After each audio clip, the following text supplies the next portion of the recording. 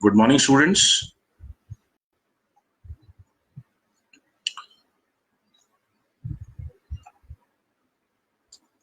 Good morning, students. Today we are going to see the numericals based on sliding contact bearings.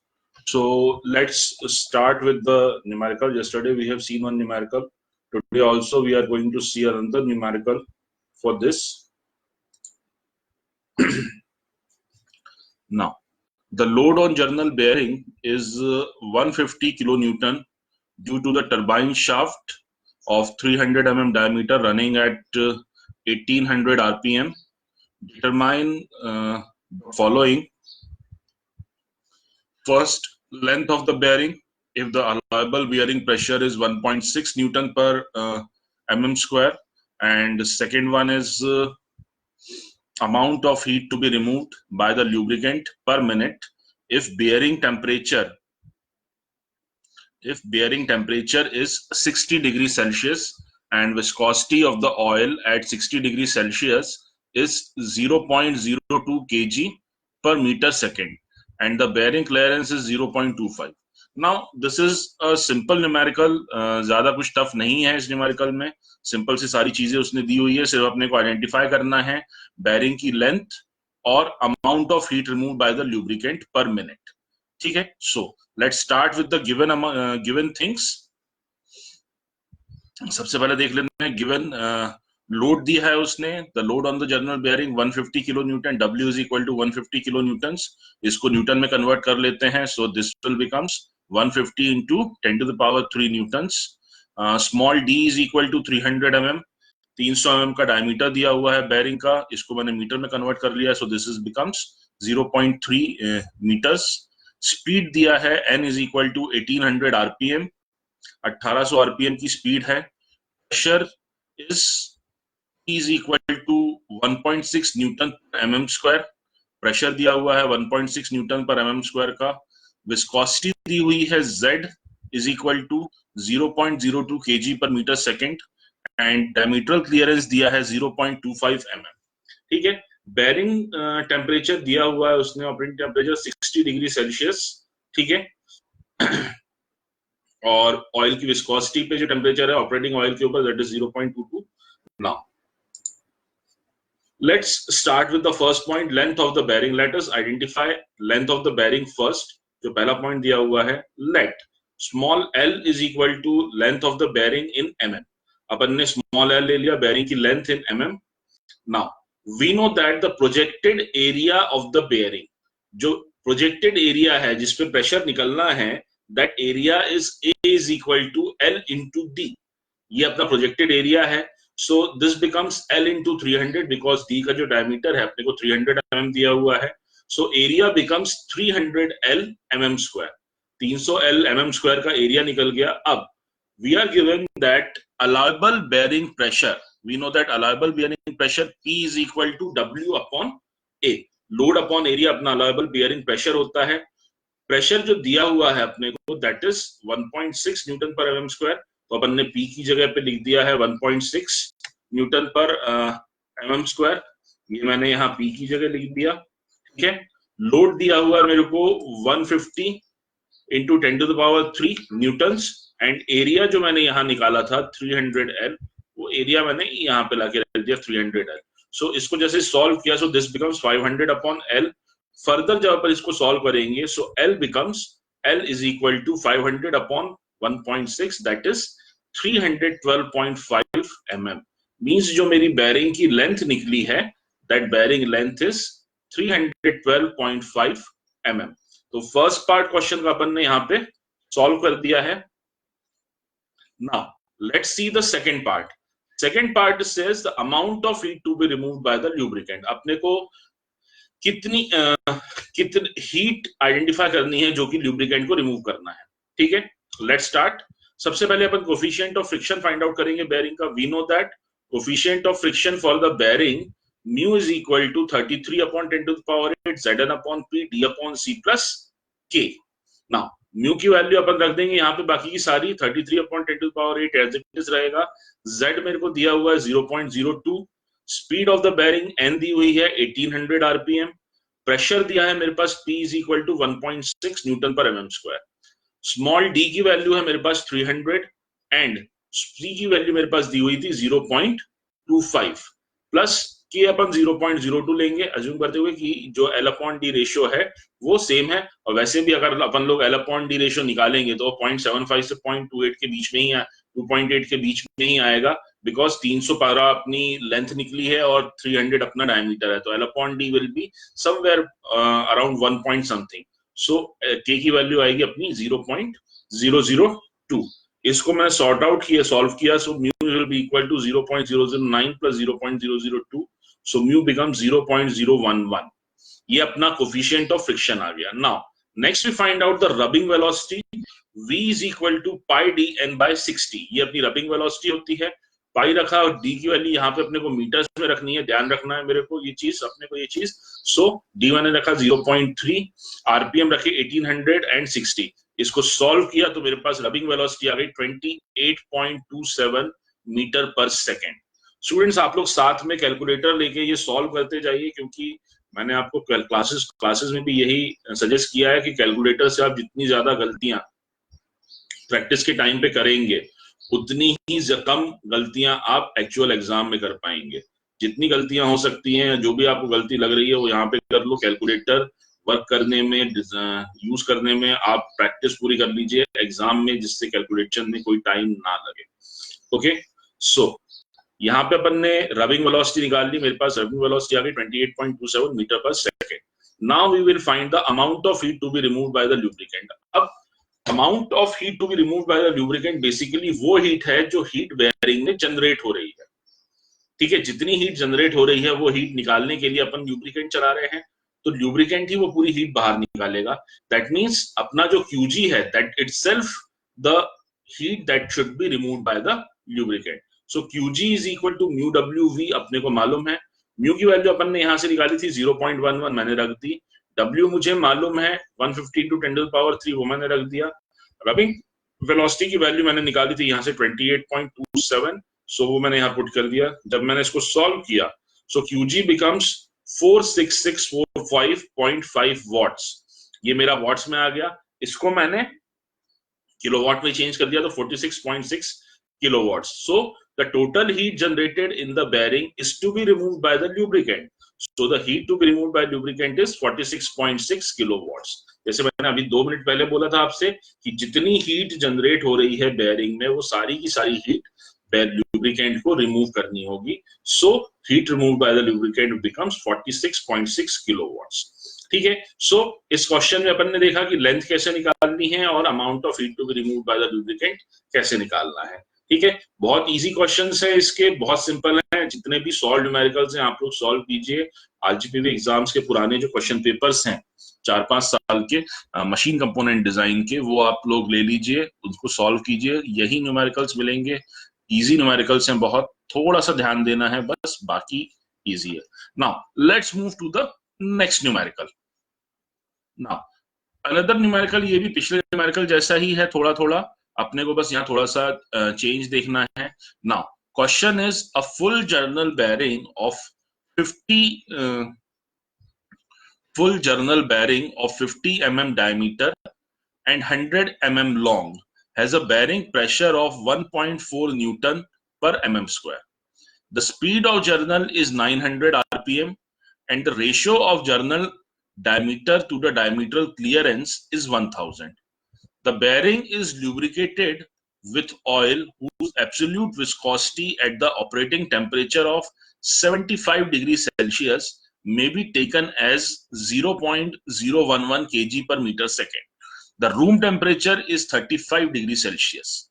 Find number 1, the amount of artificial cooling required. Number 2, the mass of lubricating oil required if the difference between the outlet and inlet temperature of oil is 10 degrees Celsius. Take the specific heat of the oil as 1850 joules per kg degree Celsius. Now students, it is a typical question of the bearing. एक typical bearing के questions में जो चीजें पूछी जाती है, सबसे पहले उसने पूछा है amount of artificial cooling required, artificial cooling कितनी रिक्वायर होगी, और मास of lubricating oil required if difference between outlet and inlet temperature of oil is 10 degree Celsius. मतलब मेरे को यहाँ पे हीट जनरेटेड निकालनी पड़ेगी, डिसिपेटेड निकालनी पड़ेगी, और मास of lubricating oil find out करना पड़ेगा। ठीक है, so let's start with the numerical. सबसे पहले जो भी गिवन डेटा है वो अपन गिवन डेटा देख लेते हैं। गिवन में अपने पास सबसे पहले उसने दिया हुआ है diameter of the journal, d is equal to 50 mm, इसको मैंने मीटर में कन्वर्ट कर लिया है, 0.05 मीटर्स। लेंथ दी हुई है 100 mm, इसको भी मैंने मीटर में कन्वर्ट कर लिया है, so this become 0.1 metres.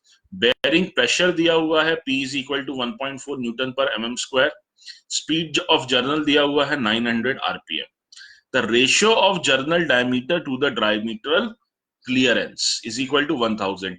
D upon C ratio इसने यहाँ डायरेक्टली दिया हुआ है 1000 हमको। D upon C is equal to 1000. Z दिया हुआ है 0.011 kg पर मीटर सेकेंड। ठीक है, ये एब्सोल्यूट विस्कोसिटी है ऑयल की, जो ऑयल अपन लोग यूज कर रहे हैं। अब ऑयल का जो ऑपरेटिंग टेम्परेचर है that is 75 degree Celsius. Ambient temperature जो ऑयल का दिया हुआ है वो है अपना रूम टेम्परेचर जो उसने दिया है, उसी पे अपने एम्बिएंट टेम्परेचर मांगेंगे, so that is 35 degree Celsius. ठीक है, अगर मेरा ल्यूब्रिकेटिंग ऑयल बेयरिंग में मूव कर रहा है तो उसके इनलेट और आउटलेट का जो टेम्परेचर डिफरेंस है, that temperature difference is 10 degree Celsius. तो small t is equal to 10 degree Celsius and s is equal to 1850 joules पर kg degree Celsius. s specific heat है मेरे ल्यूब्रिकेटिंग ऑयल की। अब स्टूडेंट्स यहाँ पे एक चीज देखिए आप, ऑपरेटिंग टेम्परेचर जो है वो 75 डिग्री सेल्सियस है। That means this is one of the installations which is on the high temperature side। ये high temperature installations है अपने। ठीक है, नॉर्मल टेम्परेचर इंस्टॉलेशन 60 डिग्री के ऊपर होता है, ये हाई टेम्परेचर इंस्टॉलेशन है 75 डिग्री के ऊपर बेयरिंग ऑपरेट कर रहा है। सो दैट्स व्हाई अपन को यहाँ पे हाई टेम्परेचर इंस्टॉलेशन के अकॉर्डिंगली सारी चीजें सोचनी पड़ेंगी। Now let's move to the solution. सबसे पहले फर्स्ट पॉइंट अपना है amount of artificial cooling required, वो अपन आइडेंटिफाई करते हैं। उसके लिए सबसे पहले मुझे फाइंड आउट करना पड़ेगा coefficient of friction. Now we know that the coefficient of friction mu is equal to 33 10 to the power 8 Zn upon P D upon C plus K where। ठीक है, अब यहाँ म्यू में अपन सारी वैल्यूज रख देते हैं। 33 upon 10 to the power 8 as it is रहेगा। Z की वैल्यू है 0.011, N दिया हुआ है 900, प्रेशर दिया है 1.4। ठीक है, नाउ D अपॉन C की डायरेक्ट वैल्यू दी है उसने 1000, सो D अपॉन C की वैल्यू मैंने रख दी 1000। K is equal to 102। L upon D ratio मैंने निकाला, तो L अपॉन D रेशियो निकला 1.5। अगेन 0.75 से लेके 2.8 के बीच में है, तो K की वैल्यू आ जाएगी मेरी 0.002। सॉल्व किया मैंने इस पर्टिकुलर रिलेशन को पूरा, सो मेरे पास जो सॉल्यूशन आया दैट इज इस पर्टिकुलर पॉइंट का जो अपना ये वाला टर्म है, यहां से लेके यहां तक का ये वाला जो टर्म है अपना, इस टर्म का जो सॉल्यूशन आया है, इस टर्म का सॉल्यूशन आया है अपना 0.00233। आप लोग एक बार सॉल्व करके देखिए इसको कैलकुलेटर से, यही आएगा जहां तक है ना, कैलकुलेटर में आ जाएगा 2.33 into 10 to the power -3 something आना चाहिए। ठीक है, सो 0.0233 हो जाएगा ये, प्लस 0.22 इसको सम किया, सो जो अपने म्यू की वैल्यू आई है दैट इज 0.00433। नाउ अब अपन यहां से आइडेंटिफाई करेंगे कि बेयरिंग के ऊपर लोड कितना है। यहाँ पे स्टूडेंट्स बेयरिंग लोड उसने अपने को मेंशन नहीं किया है, so we will find the bearing load. Now load on the bearing W is equal to P into L into D। अपने को मालूम है pressure P is equal to W upon L into D। ठीक है, pressure P is equal to W upon L into D. ये अपना pressure का formula है। डब्ल्यू निकालने के लिए मैंने डब्ल्यू इज इक्वल टू, इसको मैं यहां पे ऊपर ले आया एल इंटू डी को, so W becomes P into L into D. This is equal to 1.4 into 100 into 50 newton पर एम स्क्वायर में वर्कआउट किया, सो मेरा जो लोड निकला that load becomes 7000 newtons. Load आ गया मेरा 7000 न्यूटन्स। नाउ रबिंग वेलोसिटी अपन निकालेंगे। Rubbing velocity as it is जो होती है अपनी v is equal to pi D N by 60। Pi diameter मेरे को यहाँ पे मीटर्स में रखना है, सो 0.05 इंटू 900 अपॉन 60, सो 2.36 मीटर पर सेकेंड। ये आ गई अपनी rubbing velocity. Now heat generated मुझे आइडेंटिफाई करना है, so heat generated QG is equal to mu WV, where अब अपन सारी वैल्यूज रखते हैं। मेरे को मालूम है heat generated QG equal to mu WV, सारी वैल्यूज रखो। म्यू की वैल्यू मैंने रख दी है यहाँ पे 0.0433, 7000 मेरा लोड है, बेरिंग लोड है, और 2.36 मेरी रबिंग वेलोसिटी है। जब मैं इसको सॉल्व करूंगा तो मेरे पास आंसर आएगा 71.53 वॉट्स। मतलब जो हीट जनरेट हो रही है मेरे the heat that is generating inside the bearing is 71.53 watts. Now let TB is equal to temperature of the bearing surface. Bearing surface का टेम्परेचर अपन ने TB अज्यूम किया है, क्योंकि मुझे हीट आर्टिफिशियल कूलिंग रिक्वायर्ड निकालनी है, इसलिए मेरे को हीट जनरेटेड और हीट डिसिपेटेड दोनों के लिए जरूरत पड़ेगी। हीट डिसिपेटेड के लिए मेरे को TB की रिक्वायरमेंट रहती है। So temperature of the TB is equal to temperature of the bearing surface. We know that अपन ने रिलेशन देखा था TB minus TA। We have seen the relation TB minus TA is equal to half TO minus TA। ठीक है, bearing temperature minus ambient temperature is equal to the half oil temperature minus ambient temperature. ये अपना formula अपन ने एक relation देखा था। इस relation में ही मैं वैल्यूज पुट कर रहा हूं। 1/2 75 TO की वैल्यू है और 35 TA की वैल्यू है। So TO 75 minus 35, 1/2 into 75 minus 35 is equal to 20 degree Celsius. तो जो TB माइनस TA की वैल्यू आई दैट इज 20 डिग्री सेल्सियस। ये अपनी TB माइनस TA आ गया। Now since the value of heat dissipation coefficient for unventilated bearing varies from 140 to 420 watt per meter square per degree Celsius। अब यहाँ पे आप लोग सोच रहे हो कि सर अपन ने अनवेंटिलेटेड बेरिंग क्यों लिया। ठीक है, वेंटिलेटेड बेरिंग भी ले सकते थे, बिल्कुल सही है, क्योंकि उसने मेंशन कुछ किया नहीं है कि वेंटिलेटेड बेरिंग है या अनवेंटिलेटेड बेरिंग है। अपन यहाँ क्वेश्चन में भी उसने ऐसा कोई इंप्रेशन नहीं दिया है, कोई मशीन उसने मेंशन नहीं की है कि क्या है।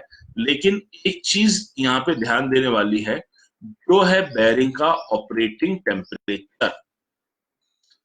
यहाँ पे आप देखिए operating temperature of bearing is 75 degree Celsius.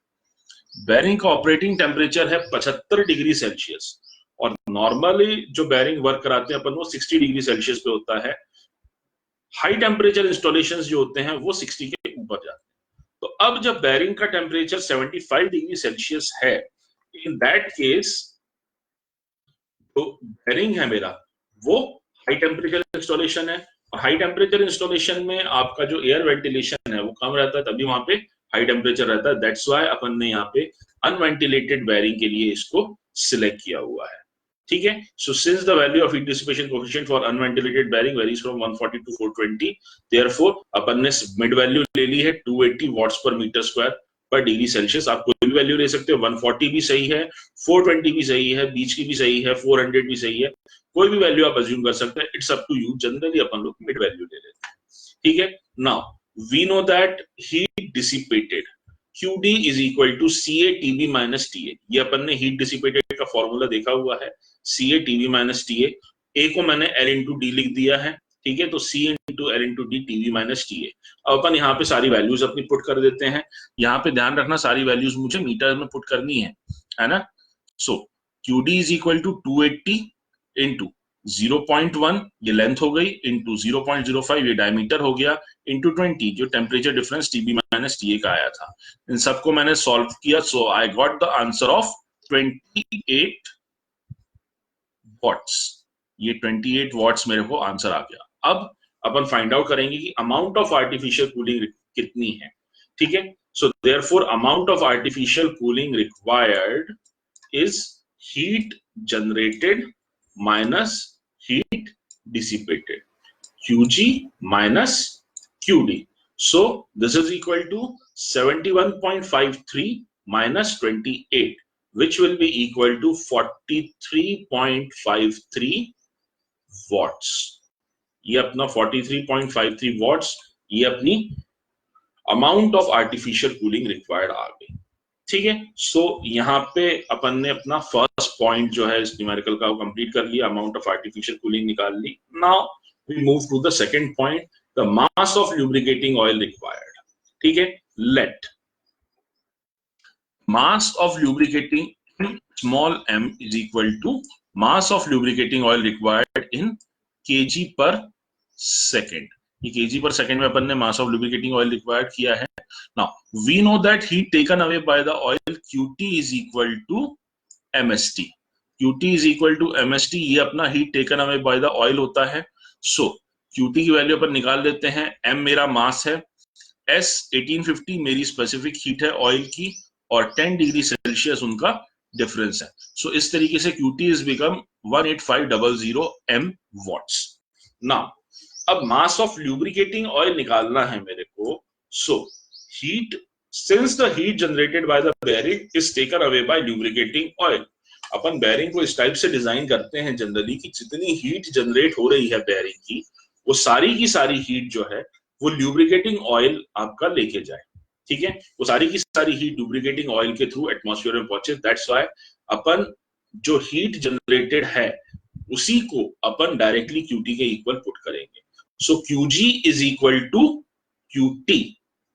ठीक है, Qg is equal to Qt, ये अपन ने रिलेशन पुट किया। तो Qg मेरा था 71.53 watts and Qt is equal to 18500 m, इसको रख दिया। सो m की वैल्यू मैंने निकाल ली, 71.53 divided by this, so m becomes 0.00386 kg पर सेकेंड।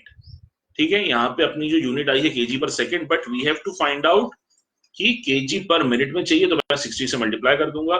सो m becomes 0.231 kg per minute. ये आ गया अपना मास ऑफ लुब्रिकेटिंग ऑयल।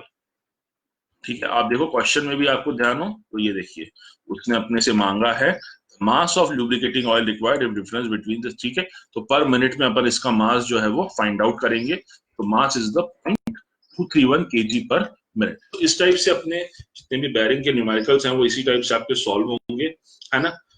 स्टूडेंट्स आज के लिए बस इतना ही। ठीक है, कल अपन लोग रोलिंग कॉन्टैक्ट बेयरिंग्स के बारे में देखेंगे, स्लाइडिंग कॉन्टैक्ट बेयरिंग्स के जितने न्यूमेरिकल्स हो सकते हैं जो बुक में सॉल्व न्यूमेरिकल्स दिए वो सब आप लोग सॉल्व कीजिए। अगर कोई क्वेरी हो सो प्लीज मेरे को पूछिए। अपन बीच में एक टेस्ट भी करेंगे अपन गूगल लिंक के ऊपर।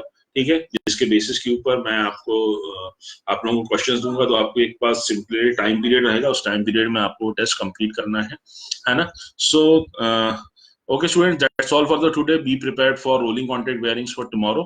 Okay, bye, thank you.